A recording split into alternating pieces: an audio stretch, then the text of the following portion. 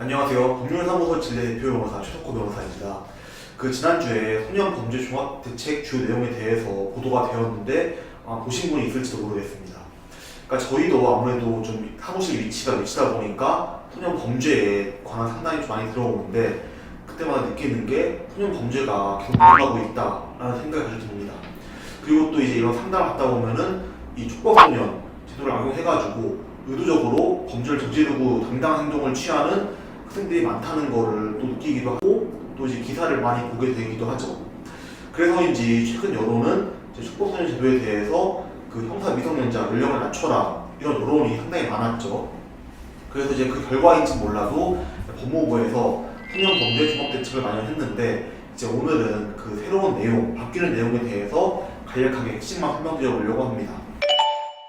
가장 큰 부분은 역시 형사 미성년자 연령 기준이 나아진 거겠죠. 기준은 14세였던 연령이 13세로 하향이 됐습니다.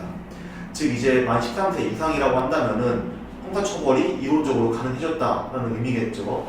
그러니까 더 이상 만 13세 소년이라 하더라도 사회봉사나 소년원 성취 등의 보호처분이 아니라 형사처벌을 받게 될 수도 있게 됐는데요.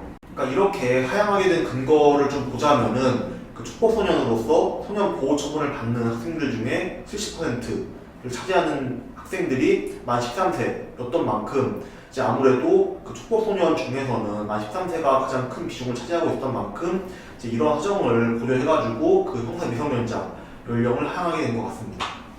물론 이제 단순히 형사 미성년자 연령을 낮춘다라고 해가지고 당연히 이것만으로는 범죄에 대한 대책과 해결 방법이 완전히 갖춰졌다라고 하기에는 무리가 있겠죠. 그래서 실질적인 대책도 함께 마련했다고 합니다.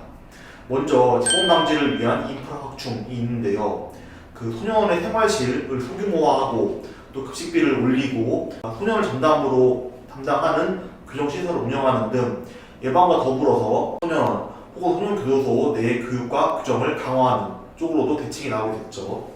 또 이제 가해자뿐만 아니라 피해자에 대한 보호 역시 강화시키기 위해서 피해자가 가해자에 대한 절차에 있어서 참석할 수 있는 권리가 새로 마련되기도 했고 또 피해자의 의사 반영을 위해서 검사가 이제 소년에 대한 보호 처분이 나왔을 때 그에 대한 항고를 할 수 있는 권한 역시 신설되었다고 합니다.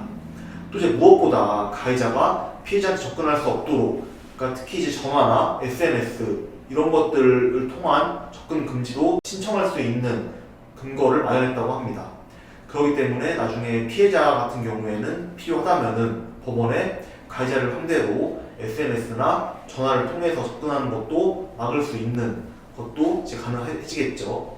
그리고 소년 형사 사법 절차에 관해서 전문성을 갖추기 위해서 인천지검 그리고 수원지검 두 군데에다가 소년부를 신설해서 보다 전문적으로 소년 형사 처벌에 관한 절차를 갖추게 될 것으로 보입니다.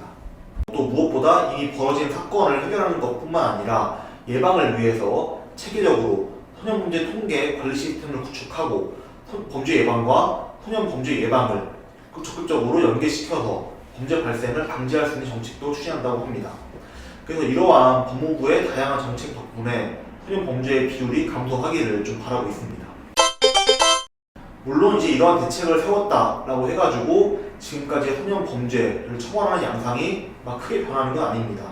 왜냐하면은 웬만한 미성년자라고 한다면은 형사처벌을 받기보다는 소년재판으로 가는 경우가 대부분이거든요. 하지만 그렇다고 해가지고 모든 것이 안 변하느냐 그런 건 또 아닐 것 같습니다. 그러니까 촉법소년이라는 이유만으로 재범의 비율이 높은데도 불구하고 처벌을 받지 않는 소년이나 아니면은 자신이 만 14세 미만이었다는 점을 악용해가지고 범죄를 저지르는 학생들의 경우에는 이제는 형사처벌이 가능해질 수도 있게 되겠죠.